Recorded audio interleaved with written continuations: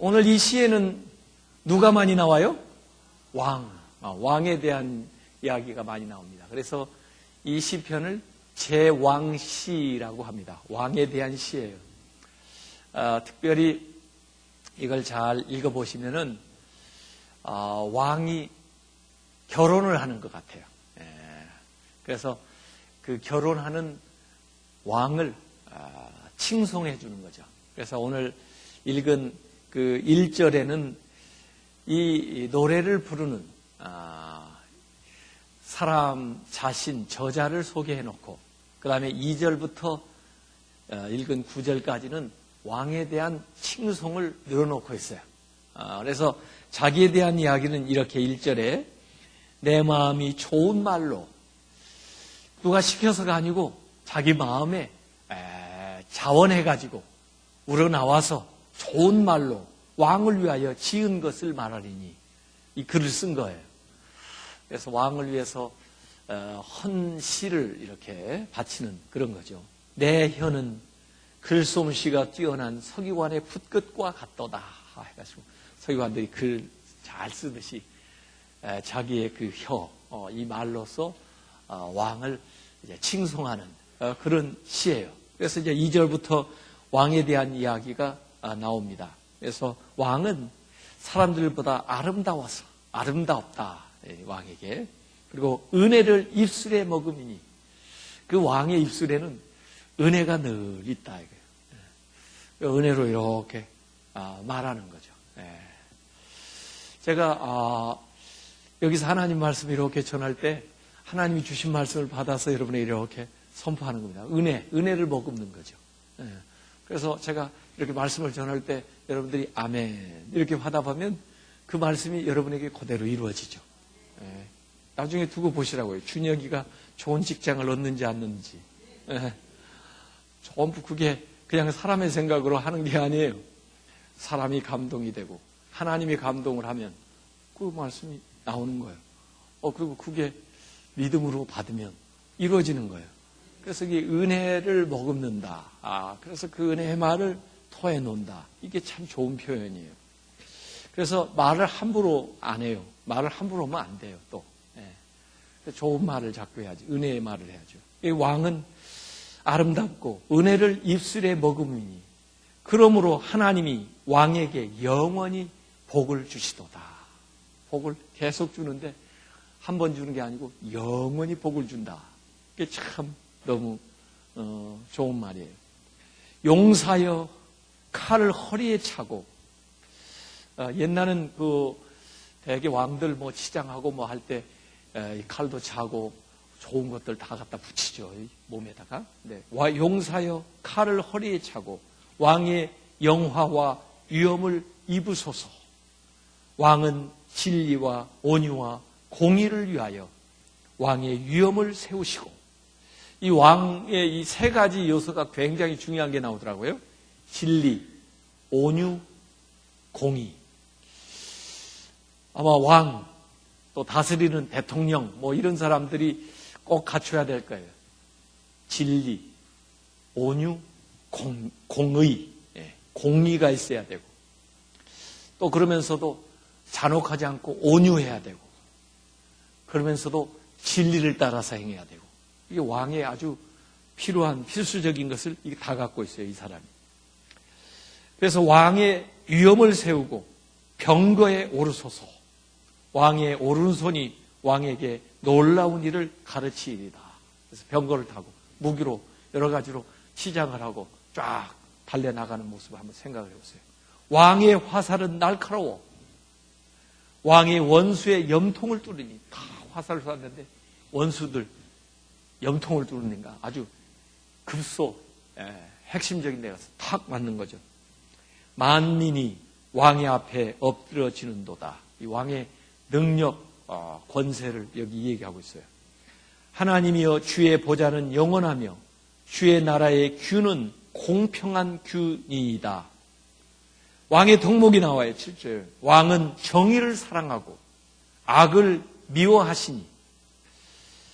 왕의 덕목은 정의는 사랑하고, 정의를 그래서 세우고, 악은 미워하고, 그래서 때로는 심판하고 재판하고, 징벌하고. 그러므로 하나님 곧 왕의 하나님이 즐거움의 기름을 왕에게 부어 왕의 동료보다 뛰어나게 하셨나이다. 그래서 모든 것 위에 뛰어난 그 왕의 모습이 여기 나옵니다. 왕의 모든 옷은 모략과 침향과 육개의 향기가 있으며 상하궁에서 나오는 현악은 왕을 즐겁게 하도다.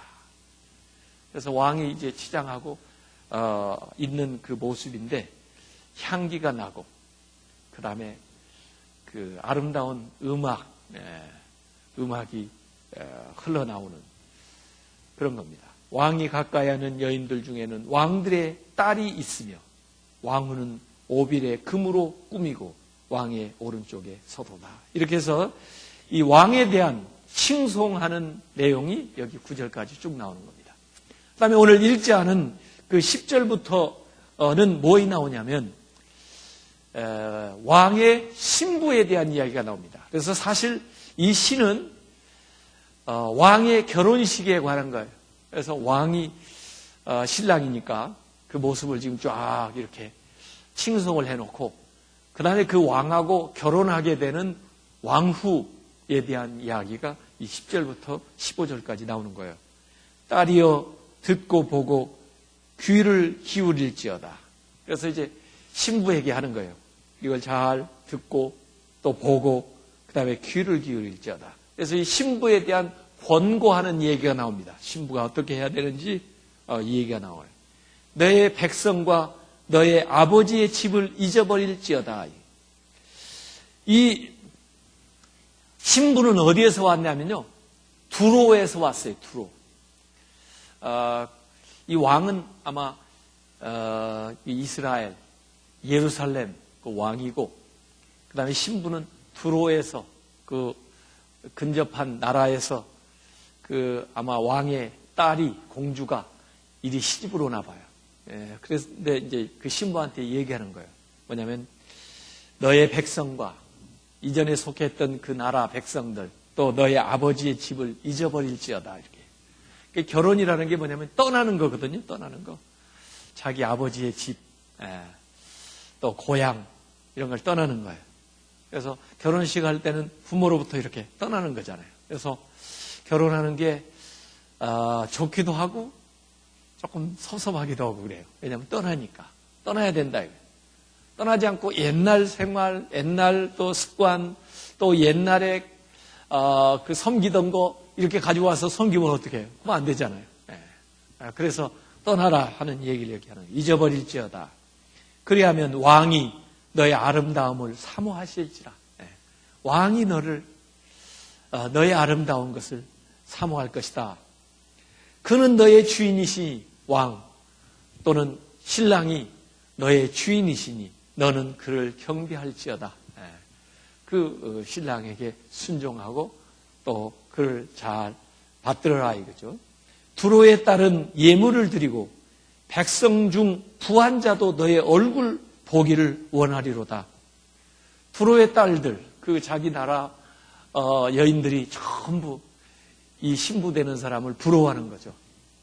또 이스라엘에 있는 백성들 중 가운데서도 전부 그 얼굴을 보고 싶은 누구야? 어떤 사람이야? 어떻게 해서 이렇게 오게 된 거야? 어떻게 하면 왕비가 되는 거야? 뭐 그러면서 전부 궁금하고 보기 원하겠죠. 그만큼 사람들의 부러움을 산다는 거예요. 왕의 딸은 궁중에서 모든 영화를 누리니 그의 옷은 금으로 수놓았도다. 금술 놓은 그 옷을 입으면서 왕궁에서 영화를 누린다 이거예요. 왕하고 결혼했으니까. 수놓은 옷을 입은 그는 왕께로 인도함을 받으며 시종하는 친구 처녀들도 왕께로 이끌려 갈 것이라. 그래서 마치 그 신부가 기다리고 있는 신랑 앞에 드레스를 잘 차리고 이렇게 가는 것과 같고 그 다음에 둘러리들, 친구들이 둘러리 쓰는 거죠, 옆에서. 그들은 기쁨과 즐거움으로 인도함을 받고 왕궁에 들어가리로다. 이렇게 해서 그 신부 되는 그 왕비에게 그 하는 권고의 말씀이 나와요. 그 다음에 두 사람이 딱 결혼해서 가정을 꾸리게 되면 거기에서 자녀들이 나올 거 아니에요? 그래서 이 자녀에 대한 이야기가 여기 15절, 16절에 나옵니다. 왕의 아들들은 왕의 조상들을 계승할 것이라. 왕의 아들이 또 왕이 된다는 거 사실은 당연한 것 같지만은 또 사실 당연한 것 같지가 않아요. 왜냐하면 정병이 일어나거나 혼란이 일어나거나 무슨 변수가 생기면 왕의 아들이 왕을 못 이어요. 그런데 여기 왕의 아들들은 왕의 조상들을 계승할 것이라. 왕이 그들로 온 세계의 군왕을 삼으리로다. 지금은 예루살렘, 이스라엘 조그마한 나라의 왕이지만 결국 태어나는 그 아들 세대의 왕이 됐을 때는 온 세상을 통치하는, 그러니까 더 영향력이 커지는 그런 왕이 될 거라 이거죠. 온 세계의 군왕을 삼으리로다. 내가 왕의 이름을 만세 기억하게 하리니. 왕의 이름이 계속돼서 기억되는 건 훌륭한 왕이 되는 거죠. 영예로운 왕이 되는 거예요. 그러므로 만민이 왕을 영원히 찬송하리로다. 세종대왕 훌륭한 왕처럼, 다윗 왕처럼 이렇게 영원히 사람들의 입에 칭송을 얻게 된다. 이해가 다 되셨어요? 저하고 읽으면 이렇게 쉬운 걸 혼자 읽으려면 이거 무슨 얘기야? 이렇게 되는 거죠. 이게 제왕시예요. 그래서 구조가 간단하잖아요. 이 시를 지은 사람 자기를 딱 소개한 다음에는 그 다음에 왕에 대한 칭송이 나오고 그 다음에 신부에 대한 권고, 이렇게 해라 하는 권고가 나오고 그 다음에 그 아들들에 대한 이야기가 예언처럼 쫙 나와 있죠. 자, 그러면은 이 왕에 대한 시, 그걸 왜 이렇게 시편에다가 써놨나 궁금할 거 아니에요. 근데 사실 이 제왕시는 누가 이런 왕이 있을까 도대체? 누가 이렇게 이상적인 왕이잖아요. 모든 걸 갖췄잖아요.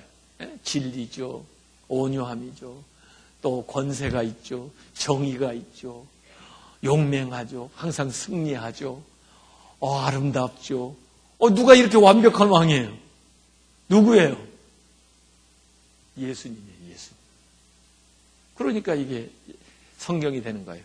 그래서 사실 성경 히브리서 1장 8절 9절에 보면요, 이 시편 45편 7절 8절을 인용해가지고 예수님에 대해서 이 얘기를 해놓고 있습니다. 히브리서에. 그래서 히브리서 1장 8, 9절에 보면 아들에 관하여는 하나님이여 주의 보좌는 영영하며 주의 나라의 규는 공평한 규니이다. 주께서 의를 사랑하시고 불법을 미워하셨으니 그러므로 하나님 곧 주의 하나님이 즐거움의 기름을 부어 주께 부어 주를 동류들보다 뛰어나게 하셨도다. 해서 그 왕을 누구로 싹 바꿨어요? 주님으로. 그래서 왕을 주님으로 싹 바꿨어요. 그래서 하나님께서 그 왕을 영화롭게 하고 그 왕에게 모든 권세를 주고 그 왕이 백성들에게 칭송을 받는 것처럼 주님이 그러한 권세와 위엄과 영광을 입으시고 또 만 백성으로 하여금 칭송을 받는 그런 분이 된다. 그래가지고 이 구약에 나온 이 시편을 바로 메시아 예수 그리스도를 의미하는 것으로 이 히브리서 1장 8, 9절에는 그대로 만들어 놓은 거죠. 그러니까 예수님이 그 이상적인 왕이에요. 빛나는 영광이 가득하고 향기가 가득한 아름다움이 있고 기쁨의 현악이 있고 용맹이 넘치는 또 정의와 온유와 진리가 풍성하고 은혜를 항상 머금고 영원히 다스리시는 분, 이게 바로 주님이시라는 거예요. 공의로우신 분, 그의 왕권은 영원하고 전 세계에 미치는, 이 왕이 주님이시면 신부는 누구예요? 교회죠. 신부는 우리죠. 그렇죠? 그래서 신부는 우리예요. 그리고 우리가 해야 되는 일에 대한 권고가 나오는 거예요. 우리가 어떻게 해야 되냐? 이전에 어떤 생활을 했든 어디서 내가 시집을 왔든 그걸 잊어버리고 그 생활을 떠나고 그거 청산하고 그리고는 이곳에 왔으면은 주님이 우리의 주인이 되시고 우리는 주님을 경배하면서 그렇게 살아야 된다는 거예요. 이게 이제 그럴 때 주인이 나를 영화롭게 만들어주고 주인이 가지고 있는 모든 것들이 나에게 그대로 임하게 된다는 거예요. 이게 이제 여기에 그대로 나오는 겁니다. 그래서 사실 이게 이제 우리가 신자로서 누릴 수 있는 영광 또 그런 복을 여기에서 이 얘기를 해주고 있어요. 그래가지고 이 결혼을 통해서 복이 우리에게만 임하는 게 아니고 우리의 자녀들에게까지도 임하게 되는 거예요. 그래서 그 자녀들이 영광스러워지는 거예요. 그래서 이 교회는 더 많은 영적인 자녀들을 두게 되고 그 자녀들이 각 곳에서 더 위대한 일들을 행하게 되는 요게 이제 여기에 나와 있습니다. 그래서 이 결혼에 대한 이야기가 여기 나와 있다. 결혼. 제가 저 아이들이 이제 저기 둘이 와 있어요. 제 아이들이요. 결혼을 오랫동안 이제 기도를 했거든요. 저도 금년에 그 12월 17일에 제가 결혼 30주년을 맞이했어요. 근데 제가 원래 30년 전에 결혼할 때는 너무 경황 없이 결혼을 해가지고 프로포즈도 제대로 안 했어요, 제가.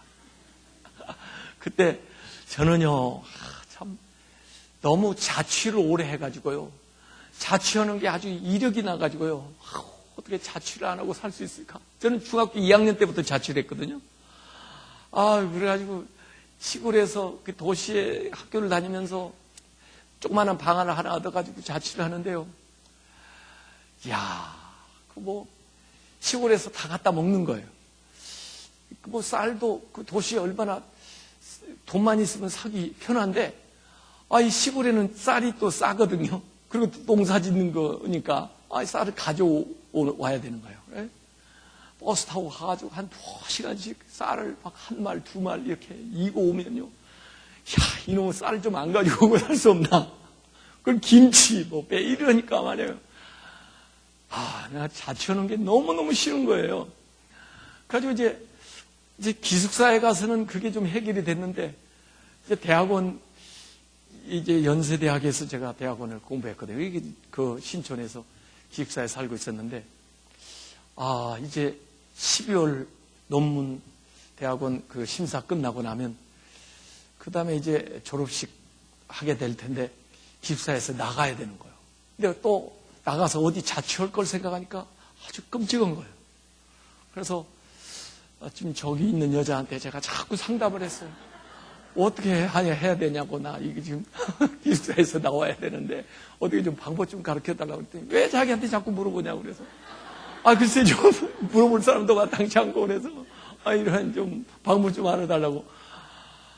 그래가지고 결국 그냥 결혼을 한 거예요, 제가. 그래서 기숙사에서 나오는 그 일주일 전에 결혼을 했는데, 그때가 또 논문 심사하는 기간이라 논문을 까다롭게 하는지 말이에요. 그 논문 심사도 준비해야지, 결혼도 준비해야지. 그러니까 입술이 막 다 부르터가지고요. 제 결혼 사진은 입술이 다 부르던 사진입니다. 그래가지고 논문 통과하면서 결혼식을 했거든요. 그러라고 나는 기숙사 나오면 어떻게 해야 돼요? 그렇게만 물어봤지 결혼하자고 얘기도 못하고 결혼을 해버린 거예요. 그러니 얼마나 미안해요. 그래서 제가 12월 17일 지난 그 결혼 기념일 30년 만에 제가 다시 프로포즈를 했어요. 제가 Will you marry me? 나한테 좀 결혼해 주겠어요? 이제 와서 못한다고 할 수는 없잖아요. 그래서 할 수 없이 제 아내가 그렇게 하자고 해가지고 이제 다시 이제 제대로 이게 하게 됐는데 말이에요. 이 결혼이라는 게 엄청 이건 큰 리스키 비즈니스. 이건 진짜 위험한 건데 이걸 그냥 어떻게 그래도 하나님의 은혜로 이렇게 해가지고 이렇게 사니까 얼마나 다행이에요. 예?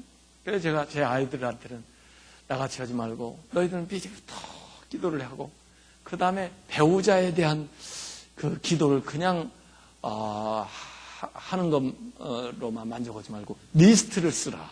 리스트를 써서 이렇게 이런 사람 이렇게 생각하는 거 있으면 리스트를 만들어 가지고 그걸 놓고 기도를 하면은 하나님이 거기에 딱 맞춤으로 줄 수 있고, 또 사람을 만날 때 그 리스트를 한 번씩 꺼내보고 이거 확인해가지고 맞나 안 맞나 몇 점이나 되나 이렇게 해서 하면은 훨씬 더 그때 그냥 감정에 쏠리는 것보다 잘할 수 있다. 그래가지고 제가 가르쳤더니 제 딸아이는 15개 리스트를 만들었어요.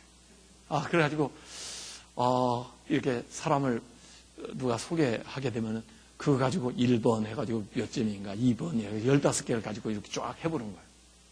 그래서 제 아들 보고도 해보라 그랬더니 제 아들은 말이에요 30개를 만들어서 30개. 야, 제가 한번 소개해드릴게요. 이게 내가 그래서 이걸 보면서 너는 40이나 돼야 사람 나타나겠다. 이게 어떻게 이렇게 30개를 말하느냐 이게. 15개도 많다 생각했는데 이게 30개인데 한번 들어보세요. 누가 생각나나 한번 보세요 이게. 저는 이걸 딱 보니까 제 딸이 생각나더라고요 이게. 1번 신앙이 성숙한 사람. 2번 좋은 성품. 그걸 설명을 해놨어요. 마음이 넓고 컴패션, 남을 불쌍히 여기는, 남을 배려할 줄 아는 사람. 이게 2번이에요. 3번 기도의 파운데이션이 되는 사람. 기도로 시작하고 아침에 기도로 마무리하는 사람이에요. 이게 3번이에요. 4번 신영이의 좋은 친구가 될 수 있는 사람. 자기 동생한테 좋은 친구가 될 수 있는 사람이에요. 이야. 그 다음에 5번 엄마 아빠의 좋은 딸이 될 수 있는 사람. 이야, 그런 사람이 있을까요? 어쨌든 희망사항이에요. 6번 좋은 가정에서 태어난 사람. 사랑을 많이 받고 그 사랑을 줄 수 있는 사람. 이게 6번이에요. 7번 우리 가족과 잘 맞는 사람. 우리 가족을 사랑할 수 있는 사람. 하여간 저는 좋아요. 8번 아이를 좋아하는 사람. 애들 좋아하는 사람. 9번 가족을 먼저 챙기는 사람. 10번 운동을 좋아하는 사람. 그래서 같이 운동할 수 있는 사람. 11번 책을 많이 읽고 지식이 풍부한 사람. 12번 환경을 즐기고 존중할 줄 아는 사람. 13번 기도하는 사람, 자신을 리플렉트 많이 하는 사람. 자기를 자꾸 반성을 많이 하는 사람. 영어로 인트로스펙티브한 사람이라고 써놨네요. 14번 매력 있는 얼굴, 귀엽고 사랑스러운 이미지. 참 어떤 좋아요. 한번 데려오나 보자고요. 15번 잘 웃는 사람, 웃을 때 예쁜 사람. 웃을 때 안 예쁜 사람이 어디 있어요, 세상에. 16번 긍정적인 사람. 성격이 파시스티브 하는 거죠. 긍정적인 사람. 17번 tall and slim. 키 크고 슬림한 사람. 이거 참 날씬해야 된다 그 말이죠. 18번 모험심 있는 사람. 모험심, adventurous. willing to try new things. 새로운 일을 이렇게 try 하는 사람. 이게 모험심 있는 사람이에요. 18번. 19번 크리에이티브한 사람. 창조적인 사람이네요. 크리에이티브. 20번 이쯤 되면 다 포기하겠죠? 20번은 뭐야? 여행을 좋아하는 사람. 우리 가족하고 여행을 즐길 수 있는 사람. 제가 우리 아이들하고 약속한 게 있어요. 너희들이 결혼해도 1년에 딱 일주일은 다 같이 만나서 여행한다. 그러면서 그동안 있었던 얘기, 또 필요한 거 꼭 같이 해야 된다. 그랬어요. 그랬더니 그걸 집어넣어 놨나 봐요. 21번, 21번 문화를 즐기는 사람. 뮤직, 아트, 뮤지엄 뭐 이런 것들. 문화를 즐길 줄 아는 사람. 22번 돈을 지혜롭게 잘 쓰는 사람. 아낄 때는 아끼고 쓸 때는 좋은데 잘 쓰는 사람.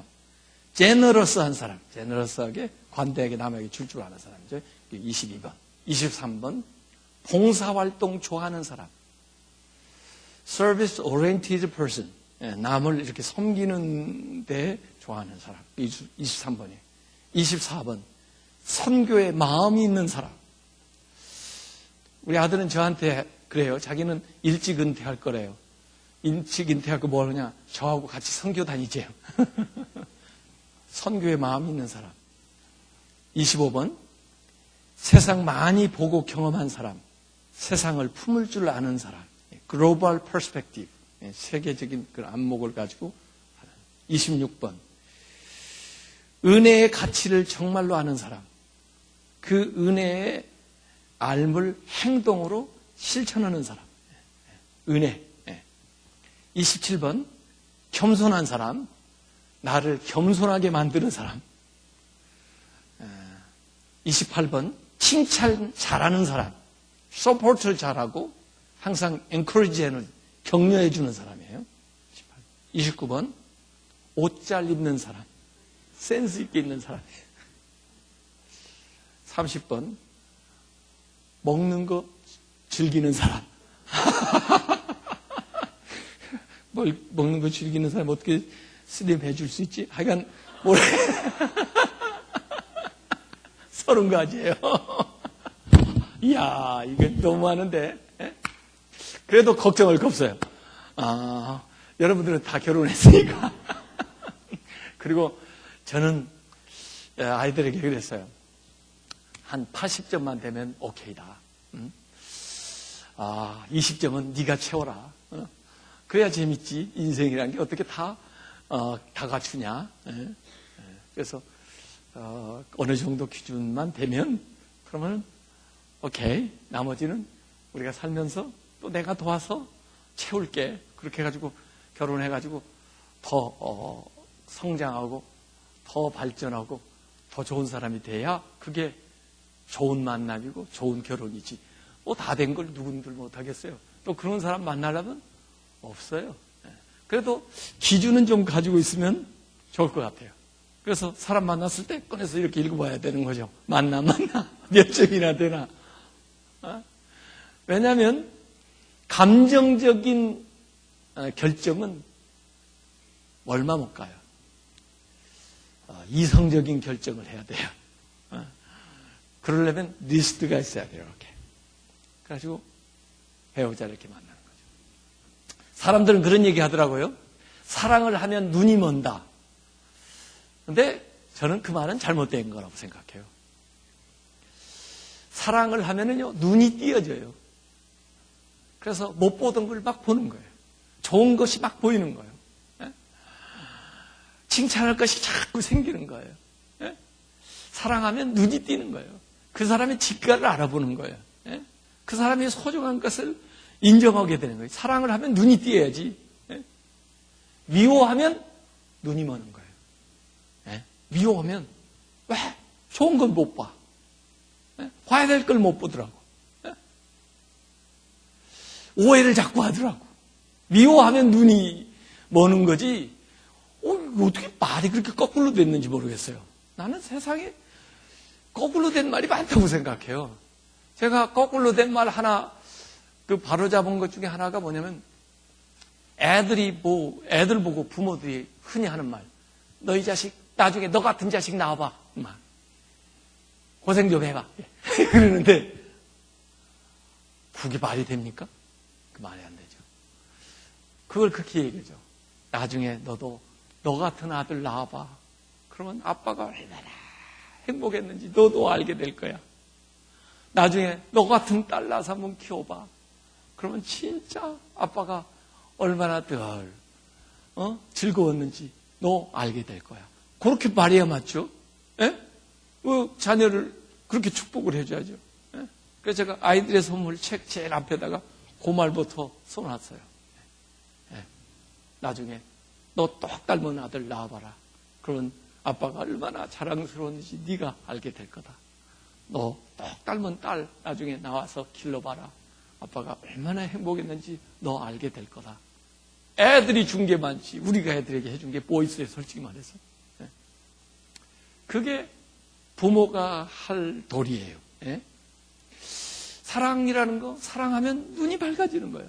그래서 좋은 거에 자꾸 눈이 뜨이고, 그렇게 해서 자꾸 더 사랑스럽고 그런 게 진짜 사랑이지. 사랑을 제대로 못하니까 사랑하면 눈이 보는 거죠. 예? 오히려 미워하면 눈이 보는 거예요. 예? 그래가지고 왜 꼭 그렇게 안 좋은 것만 보죠? 왜 그 사람은 꼭 봐야 될 건 못 보죠? 예? 그래서 여기 우리 성경을 이렇게 읽으면서 이 결혼에 대한 생각을 하게 되는데, 이 결혼이라는 게 말이에요, 사랑은 사적으로 이렇게 할 수가 있어요. 사적 영역이죠. 사람이 이렇게 만나서 서로 좋아하고 관계를 갖고, 이건 사랑인데 이게 사적인 영역에서 이루어지는데, 이 사적인 영역을 공적인 영역으로 딱 바꿔주는 게 결혼이에요. 이게 사랑만 해가지고는 결혼을 못해요. 결혼은 결혼식을 하는데, 결혼식을 할 때 뭐냐면 공적으로 이 관계는 사랑의 관계인 것을 인정을 해주는 것이 이게 결혼식이에요. 그래서 결혼식에는 두 사람만 하는 게 아니에요. 주례도 있고 부모님들도 있고 하객들도 있고 그 가운데 하나님이 딱 계시는 거예요. 그래서 이건 공적 언약을 맺는 거예요. 그래서 사랑의 사적인 영역과 사랑의 공적인 영역이 딱 마주치는 게 결혼식이에요. 그래서 결혼식은 굉장히 중요하고 아름다운 겁니다. 근데 제가 지금까지 결혼 주례를 한 300번 정도 했어요. 결혼 주례를 한 300번쯤 했어요. 제가 전도사 때부터 결혼 주례를 했으니까, 저보다 나이 많은 사람을 지금까지 했으니 얼마나 많이 했겠어요. 그런데 별의별 결혼식을 다 봤습니다. 별의별 결혼식을. 왜냐하면 결혼식은 그분들이 주인공이니까 당신들이 하고 싶은 대로 하셔. 나는 가서 그냥 컨덕트만 해주는 거니까 당신들이 좋은 결혼식을 하도록 제가 이렇게 뒷받침을 하고 또 분위기를 만들겠습니다 하고 맡겨놓으니까 별의별 결혼식이 다 있더라고요. 그래서 제가 한편은 걱정이 돼요. 아이고, 이 사람들이 10년 후에 이 결혼식을 보면 얼마나 부끄러울까, 그런 생각이 드는 결혼도 있고요. 이 사람들 아들들이 그 결혼식 한 걸 보고 왜 저렇게 결혼식 했어? 그럴 것들도 있더라고 보니까. 그래도 뭐 본인이 좋다면 뭐 하는 건데, 진짜 좋은 결혼은 교회에서 하는 거예요. 이렇게. 예. 그리고 예배 형식을 취해서 하고. 왜냐하면 하나님이 그곳에 오셔서 그들을 축복하시거든요. 눈에 보이지 않는 그 복을 무시하면 안 되죠. 예? 그래서 하나님이 주는 은혜를 받고, 그 다음에 물론 사적으로 약속하는 거지만 그게 약속이나 계약으로 끝나지 않고 그게 하나님이 주재하시는 언약으로 이렇게 가야 되고, 그 다음에 이것이 이 세상에서 영원히 이렇게 이어지는 그런 결혼이 돼야 축복받는 결혼이 되잖아요. 그걸 이렇게 만들어 가야 돼요. 그래서 우리 부모들도 이 결혼에 대해서 어쩌다 보니까 이렇게 결혼을 해서, 그리고 어쩌다 보니까 이렇게 결혼하는 게 아니고 하나님이 섭리하신 거예요. 그래서 이미 결혼하신 분들은 하나님의 섭리로 하세요. 이렇게 힘든데, 그렇게 아주 훈련하려는 섭리가 있다니까요. 그러니까 결혼을 이미 하신 분들은 다 하나님의 섭리로 하시고 그 안에서 하나님의 뜻을 자꾸 찾으려고 노력을 하면서 열심히 사랑하면서 사세요. 그리고 결혼하지 않은 사람들은 나름대로 이렇게 리스트업 해가지고 그 다음에 기도하면서 잘 분별을 해야 돼요. 그래가지고 좋은 점도 많이 보고 또 부족한 부분도 좀 알고, 그러면서 돕는 배필이 되라고 그랬으니까 내가 이 부족한 부분을 이렇게 보충을 해주면 이 사람은 이렇게 더 빛나겠구나. 그런 마음과 확신을 가지고 딱 결혼을 해야 되는 거예요. 그러면은 그 관계가 정말 아름다운 관계가 됩니다. 그래서 이 결혼의 그 신비를 우리 주님과 우리와의 관계로 이렇게 얘기를 해놨고, 그 안에서 결혼의 하나님의 뜻을 찾으라 이렇게 했기 때문에 우리가 신앙생활하는 것도 하나님과 주님과 이렇게 결혼해가지고 하늘나라까지 쫙 가는 것이고, 저는 목회도 그러다고 보거든요. 목회라는 게, 생각을 해보세요. 어느 교회 담임 목사로 간다고 생각해요. 제가 교수로 있다가 여기로 왔는데 아무 생각 없이 왔을 것 같아요.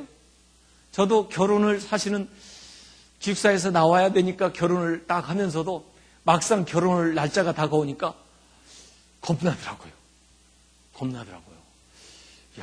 내가 진짜 저 여자를 책임질 수 있을까? 결혼하면 애들이 나올 텐데 애들을 진짜 내가 잘 기를 수 있을까? 이러더라고요. 그래가지고 이렇게 결혼을 한 거거든요. 이 교회에 오는 것도 마찬가지예요. 이렇게 담임 목사로 딱 온다. 그러면은 이제 은퇴할 때까지 목회해야 되는데 그 관계가 좋게 잘 지속돼야지. 몇 년 있다가 그 관계가 엉망이 되면은 얼마나 고통스러워요? 여러분 결혼한 관계들을 가만히 보라고요. 끝까지 쭉 잘 살아야지. 그러지 않고 삐걱거리고 어려우면 얼마나 그 가정이 고통이 많고 그 본인들은 얼마나 큰 상처를 받게 되나요? 그런 거예요, 그게. 이게 쉬운 일이 아니라고요.